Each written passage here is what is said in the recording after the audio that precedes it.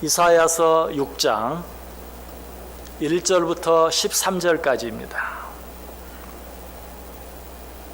한 절씩 교독하겠습니다. 제가 먼저 1절 읽습니다. 우시야 왕이 죽던 해에 내가 본즉 주께서 높이 들린 보좌에 앉으셨는데 그의 옷자락은 성전에 가득하였고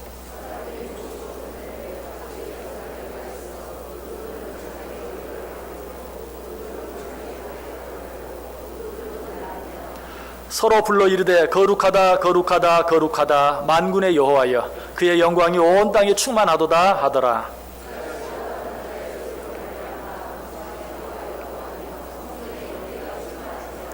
그때 내가 말하되 화로다 나여 망하게 되었도다. 나는 입술이 부정한 사람이요 나는 입술이 부정한 백성 중에 거주하면서 만군의 여호와이신 왕을 배웠음이로다 하였더라.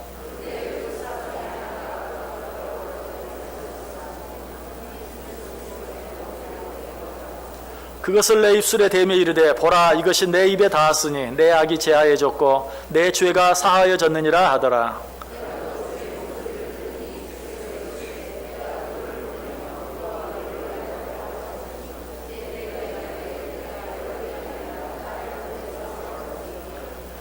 여호와께서 이르시되 가서 이 백성에게 이르기를 너희가 듣기는 들어도 깨닫지 못할 것이요 보기는 보아도 알지 못하리라 하여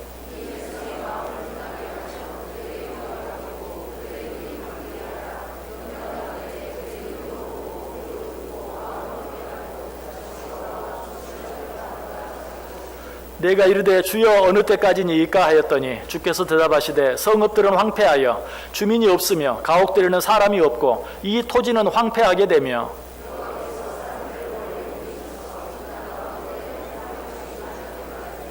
13절 같이 읽습니다. 그 중에 10분의 1이 아직 남아있을지라도 이것도 황폐하게 될 것이나 밤나무와 상수리나무가 배임을 당하여도 그 그루터기는 남아있는 것 같이 거룩한 씨가 이 땅에 그루터기니라 하시더라. 아멘. 자, 우리 옆 사람들과 인사합니다. 참 잘 오셨습니다. 큰 은혜 받으시기 바랍니다.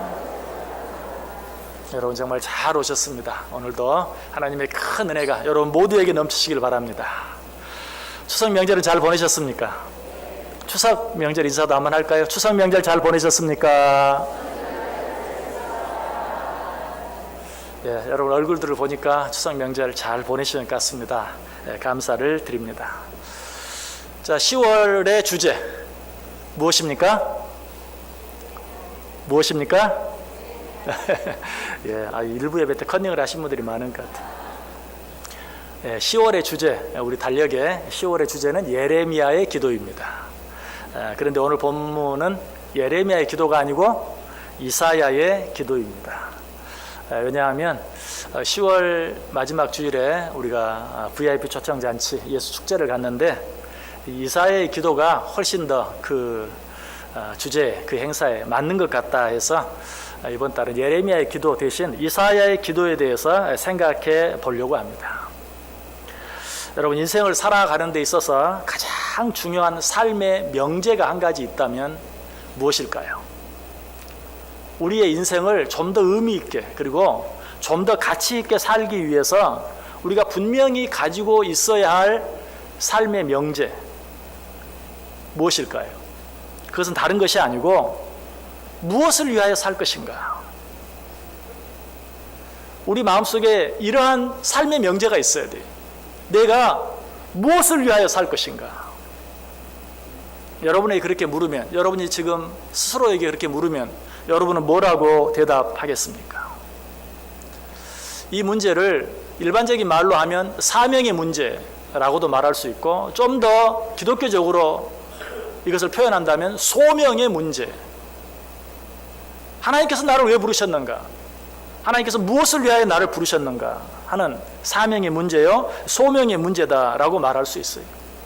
유명한 기독교 철학자였던 키에르케고르는 22살 때 자기 일기장에 이런 글을 남겼어요. 온 천하가 무너져도 내가 붙들고 놓칠 수 없는 이것을 발견해야 한다.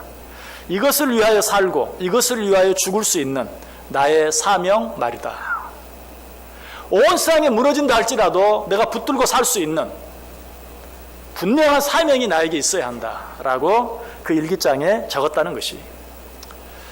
스위스의 유명한 사상가였던 칼 힐티도 비슷한 말을 했습니다. 내 인생의 최고의 날이 있다면 나의 사명을 자각하는 날일 것이다. 하나님께서 나를 이 목적을 위해 쓰시겠다고 작정하신 그것을 깨닫는 일 말이다. 내 인생의 최고의 날이 있다면 하나님께서 내게 주신 사명, 하나님께서 내게 주신 소명을 깨닫는 날일 것이다 라고 그렇게 말하고 있는 것을 보게 돼요. 여러분, 우리 그리스도인들이 반드시 경험해야 될 두 가지 일이 있다면 한 가지는 구원의 확신에 관한 것이, 내가 구원을 받았는가, 구원에 대한 확신, 내가 구원을 받았다는 분명한 확신. 또 한 가지 우리 그리스도인들이 반드시 경험해야 될 또 한 가지가 있다면 그 한 가지는 내 사명이 무엇인가, 하나님께서 내게 맡기신 사명이 무엇인가 하는 것에 대한 분명한 확신이 있어야 돼요. 여러분, 이 시간에 이 두 가지를 한번 확인해 보세요. 내게 구원의 확신이 있는가? 이 주제는 참 크고 어려운 주제이기 때문에, 또 오늘 본문의 주제와는 직접적인 관계가 없기 때문에 간단하게 생각하고 지나간다면, 주 예수를 믿으라. 그리하면 너와 내 집이 구원을 얻으리라. 여러분, 예수 그리스도를 믿으십니까? 그렇다면 여러분과 여러분의 집에 구원이 임하였다라고 말하고 있어요. 또 영접하는 자, 곧 그 이름을 믿는 자들에게는 하나님의 자녀가 되는 권세를 주셨다. 여러분, 예수 그리스도를 여러분의 구주로 영접하셨습니까? 영접하셨습니까? 방금 여러분이 아멘 하신 그 아멘이 거짓이 아니라면 여러분은 분명히 구원을 받았습니다. 여러분, 이 사실에 대해서는 의심하지 마시길 바랍니다. 자, 그런데 이 사실과 더불어서 우리가 또 한 가지 분명히 확인해야 될 것이 무엇이라고요? 내 사명에 관한 문제. 하나님이 나를 구원하시고 내게 주신 사명이 무엇인가? 이미 여러분 마음속에 답이 있는 분도 있고 답이 없는 분도 있을 거예요. 혹 여러분 마음속에 아직 그 답이 없는 분이 있다면 어떻게 이 사명을 발견할 수 있을까요?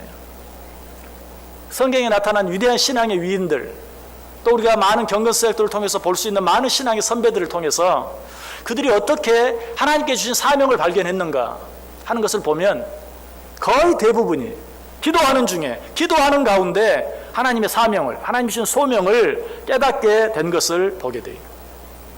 오늘 본문에 나타난 이사야 선지자도 마찬가지.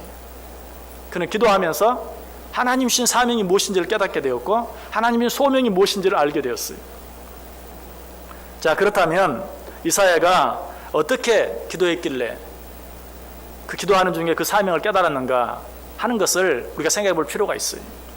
그리고 이사야가 한 기도가 어떤 기도였는지 하는 것을 보다 분명히 알기 위해서는 지금 이사야가 기도하고 있는 이 때가 어떤 때인가 하는 것도 알아야 돼요. 이사야가 기도하고 있는 이 때가 어떤 때였습니까? 오늘 본문이 시작하는 1절을 보시면 우시야 왕이 죽던 해에 라고 말하고 있어요. 우시야 왕이 죽던 해, 유다 백성들을 52년 동안이나 다스렸던 우시야가 하나님의 징계로 말미암아 문둥병이 걸려 죽었어요. 그러자 우시야 왕이 지키고 있던 동안은 감히 이스라엘 땅, 유다 땅을 넘보지 못했던 주변 열강들, 아시리아를 비롯한 여러 열강들이 이제 이스라엘 땅을 공격하고 또 그 땅을 침공하고 또 침략하기 위해 소시탄탄 기회를 노리는 그런 일들이 계속 되어졌어요. 한마디로 큰 위기가 닥친 거예요. 이사야 선지자가 기도한 때는 바로 이런 때였어요. 나라의 위기가 닥친 줄 알고 이사야 선지자는 정말 나라와 민족을 위해서, 나라와 민족을 책임지는 마음으로 그 나라와 민족을 짊어지고 하나님 앞에 기도하기 위해 성전에 들어갔던 것이, 그가 기도하기 위해 성전에 들어갔을 때 제일 먼저 본 것은 무엇이었습니까? 다시 1절 이하에 있는 말씀, 4절까지 있는 말씀 제가 한번 읽어보겠습니다.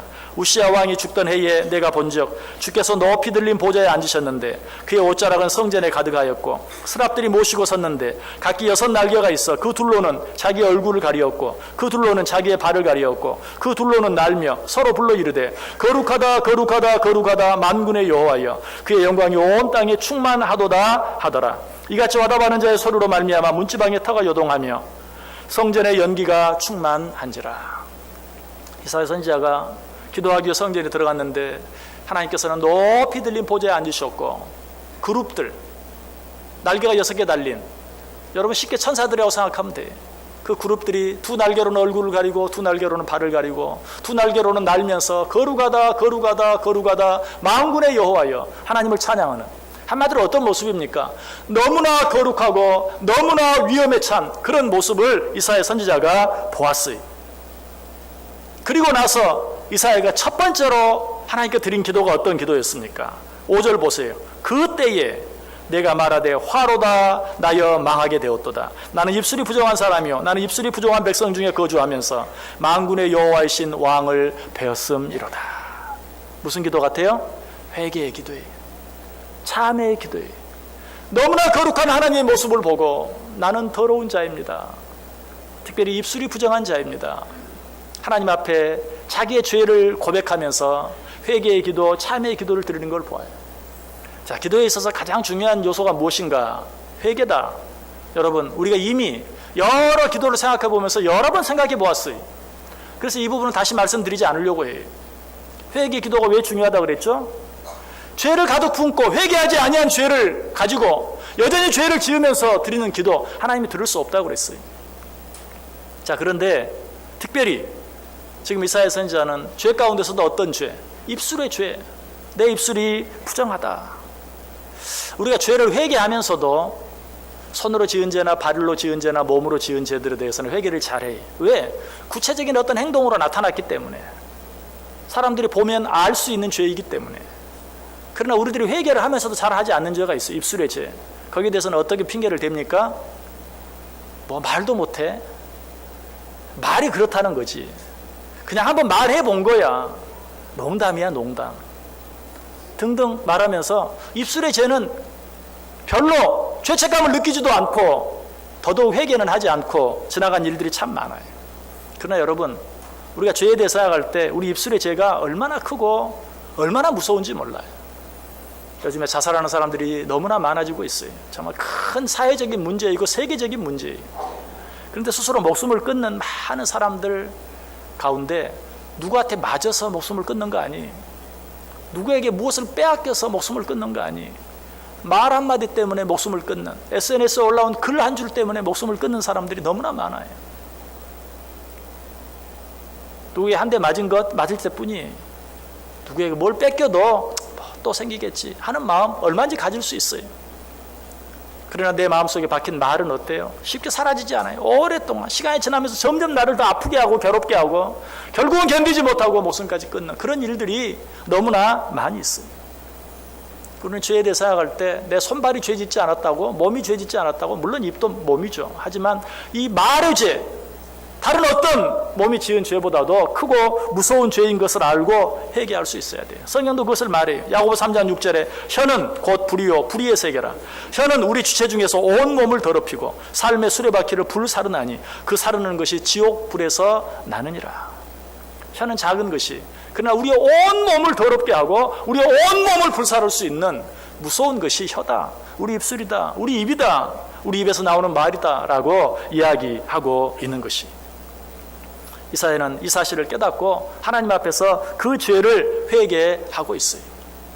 자, 어쨌든 우리는 하나님 앞에 기도할 때 제일 먼저 어떻게 해야 돼요? 진정으로 내 안에 있는 죄, 그 죄를 내어놓고 참회하며 회개의 기도를 드릴 수 있어야 돼요. 그것이 진정한 시작이 될 수 있어요.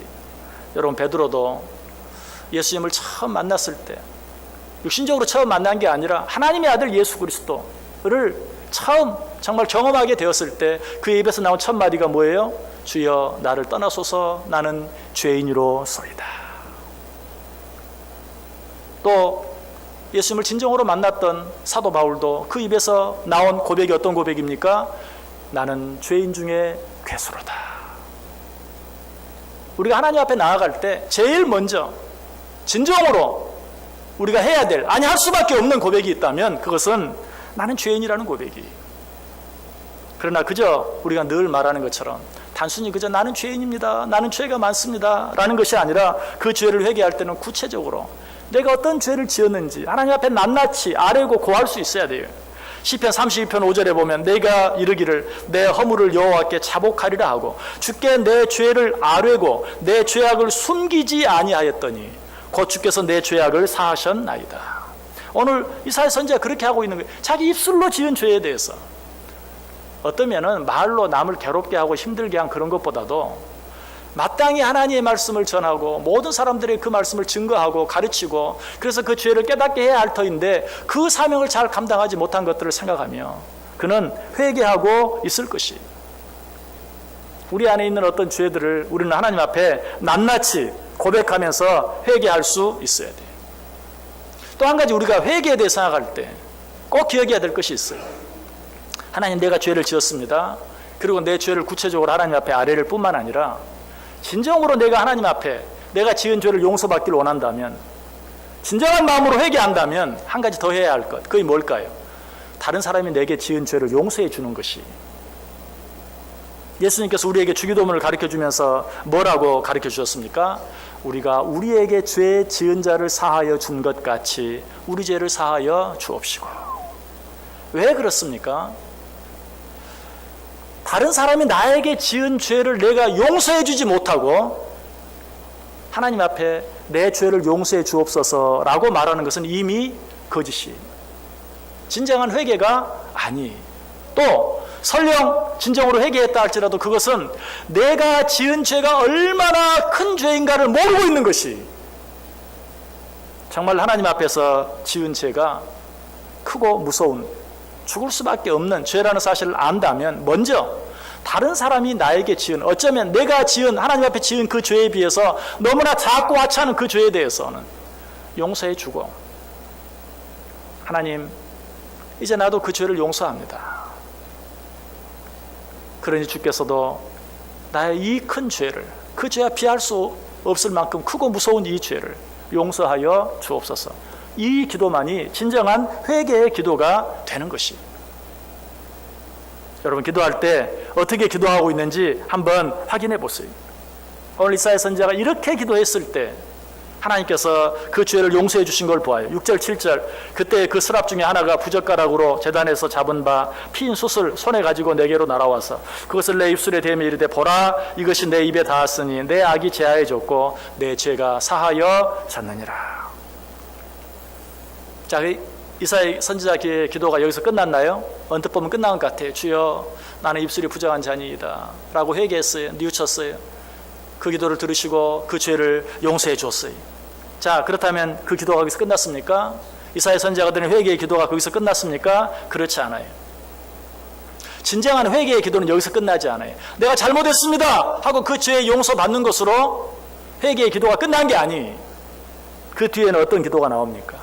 먼저 하나님의 음성이 들리죠. 8절 보세요. 내가 또 주의 목소리를 들으니 주께서 이르시되, 내가 누구를 보내며 누가 우리를 위하여 갈꼬 하시니 그때 내가 이르되, 내가 여기 있나이다, 나를 보내소서.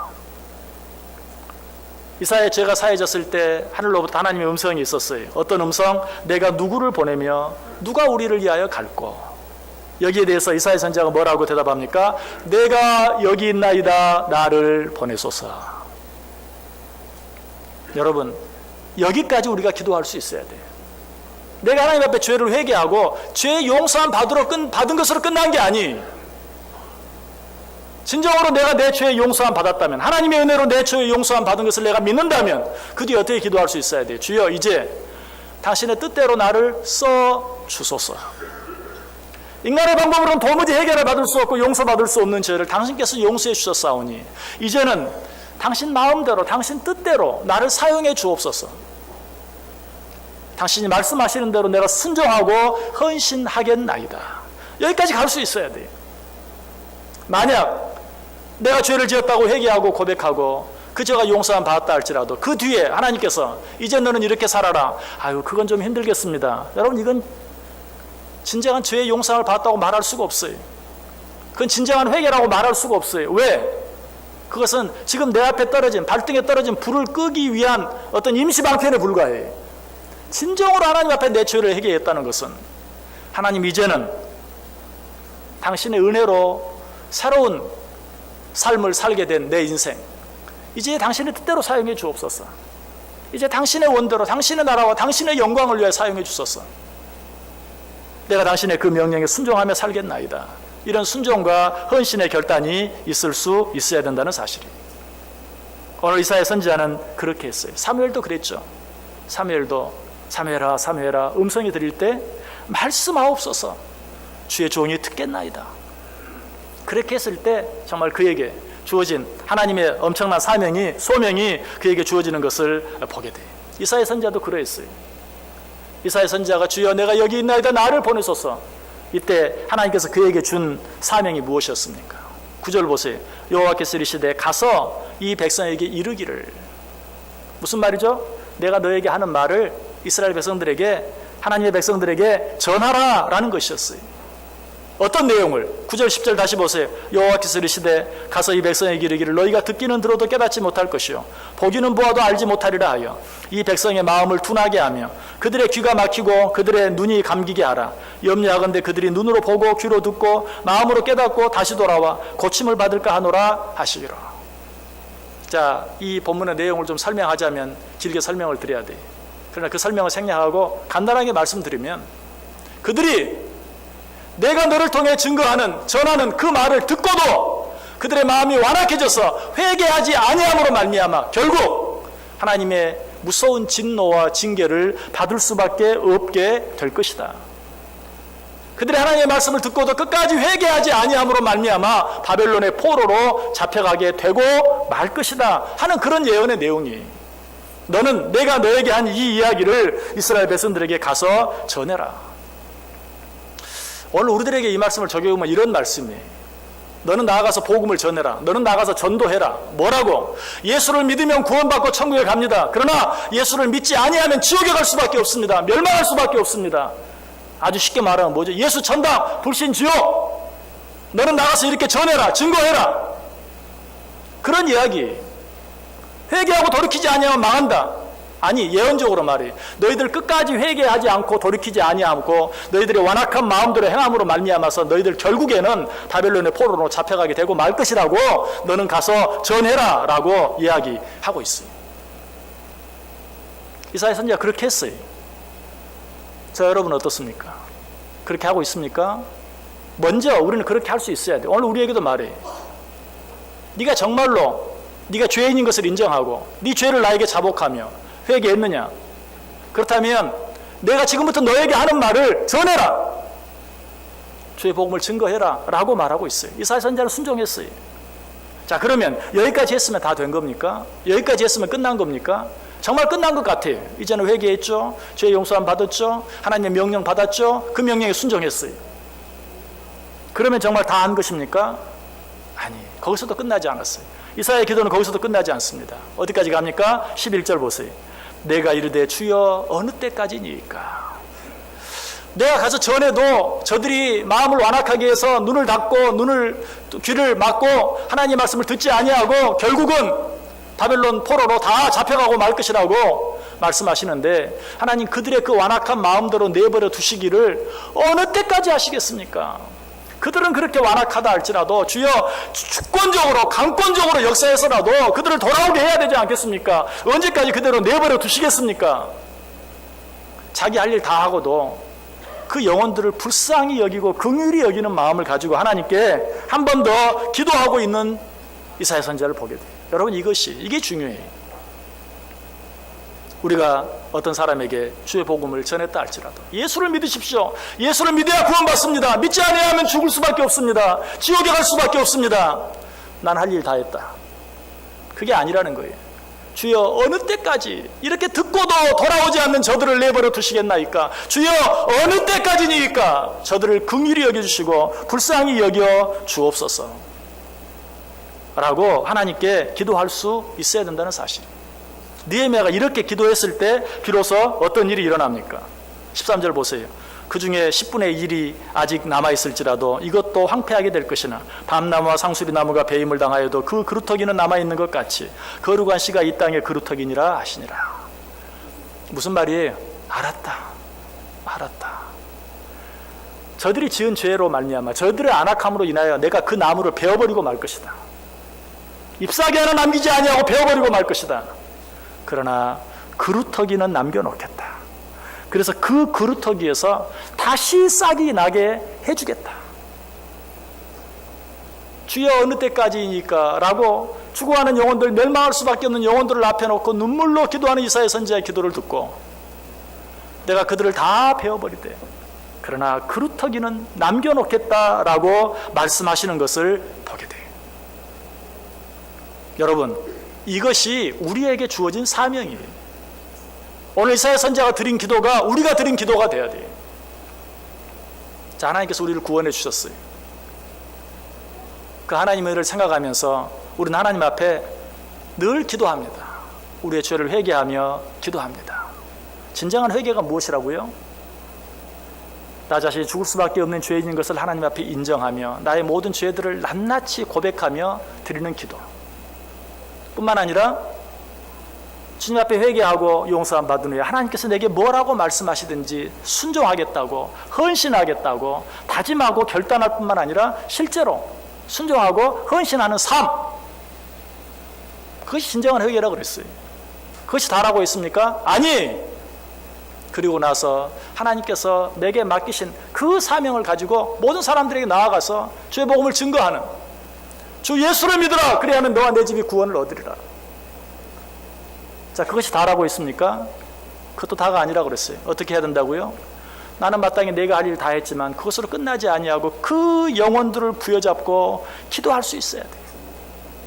이제 난 몰라, 난 전했어가 아니고 주여 전했나이다. 그러나 그들이 아직도 완악하여 돌아오지 않나이다. 하나님은 어느 때까지입니까? 그 영혼들을 위해 눈물로 기도하는, 그것이 바로 우리가 해야 할 일이라는 사실입니다. 이것이 이사야의 기도가 우리에게 가르쳐주는 것이. 오늘 제가 왜 이 말씀을 드린다고요? 이제 10월 29일 주일에 정말 우리들이 태신자로 작정한 영혼들을 초대해서 우리가 함께 예배드리기를 원해요.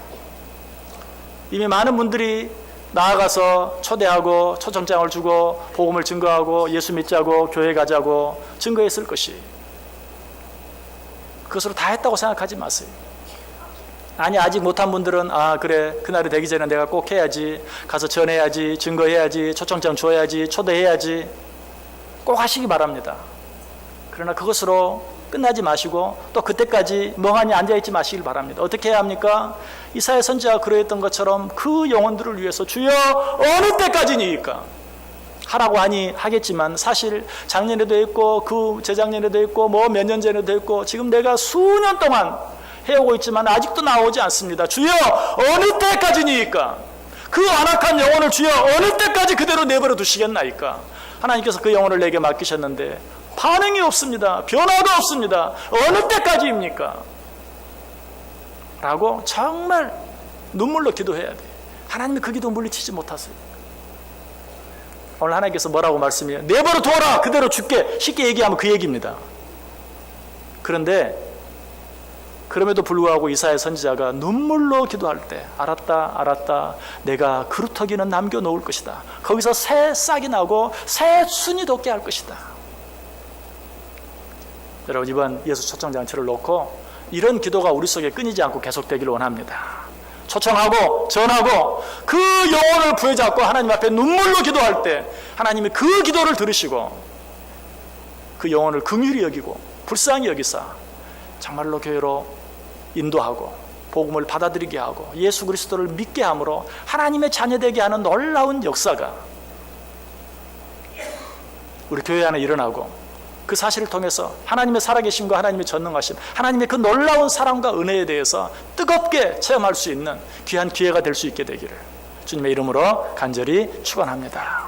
기도하겠습니다. 하나님 감사합니다. 우리에게 놀라운 기회를 주시니 감사합니다. 놀라운 사명을 주시니 감사합니다. 주여, 이 사명 잊어버리지 않게 하여 주옵소서. 이 소명 기억하게 하여 주옵소서. 땅끝까지 이르러 내 증인이라고 말씀하신 아버지, 하나님께서 내게 이 사명 주셨는데 나는 모르는 척하고 있습니다. 듣지 못한 것처럼 귀를 막고 있습니다. 입을 막고 있습니다.